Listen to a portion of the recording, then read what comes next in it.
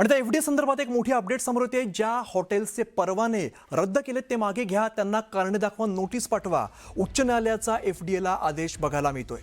FDA संदर्भातली महत्त्वाची update आपण बघतोय। ज्या हॉटेल्सचे परवाने यापूर्वी रद्द केलेत ते मागे घ्या, त्यांना कारणे दाखवा, नोटीस पाठवा। उच्च न्यायालयाने अशा पद्धतीचे आदेश एफडीएला दिलेले आहेत।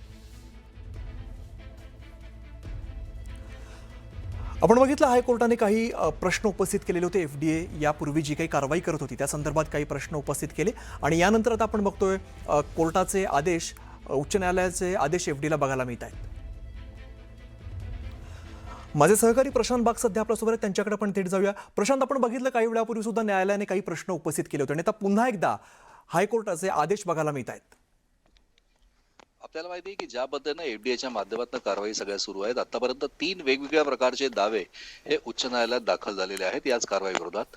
आणि यातच मंत्रालयाचा जो क्लीन चिट 98% स्वच्छतेचा अहवाल जो दिला होता, त्यावर मुंबई उच्च न्यायालयाकडनं एफडीएला कडक फटकार बसली। 30 मिनिटाच्या पाहणीमध्ये अनेक त्रुटी आढळल्याचा दावा जर का केलाय म्हणजे याचिकाकर्त्यांच्या वकिलांनी, म्हणजे ड्रेनेजच्या जाळ्या उघड्या, बेसिन परिसर अस्वच्छ, फ्रीजमध्ये अस्वच्छता, जमिनीवर साचलेले घाणेरडे पाणी अशी जर का आढळले आणि ही माहिती न्यायालयात जर का येते, तर मग चपलांचा स्टँड स्वच्छ असतो अशी तीव्र टिप्पणी न्यायालयाने केली। म्हणजे मंत्रालयातील उपाहारगृहाचे फोटो न्यायालयात सादर यापेक्षा चपलांचा स्टँड स्वच्छ असतो। कोर्टानं अत्यंत संतप्त प्रतिक्रिया एफडीएच्या या कारवाईवर व्यक्त केली। एका केळ्यावर काळ्या डाग असल्याची कारवाई करता पण मंत्रालयातील गंभीर त्रुटींवर काय, असा एफडीएला कोर्टानं सवाल केला। व्हीआयपींसाठी वेगळे नियम असू नयेत, सगळ्यांसाठी कायदा समान लागू करा, उच्च न्यायालयाचे स्पष्ट निर्देश एफडीएला देण्यात आलेले आहेत।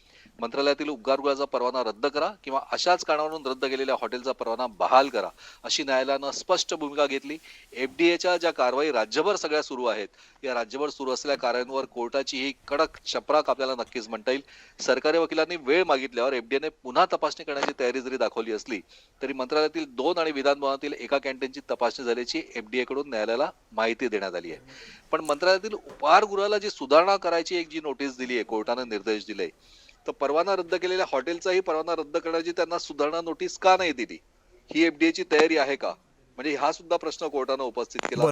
न्यायालय सुद्धा याचिकातील छोट्या चुका दाखवून त्या फेटाळत नाही आणि सुधारण्याची संधी देते।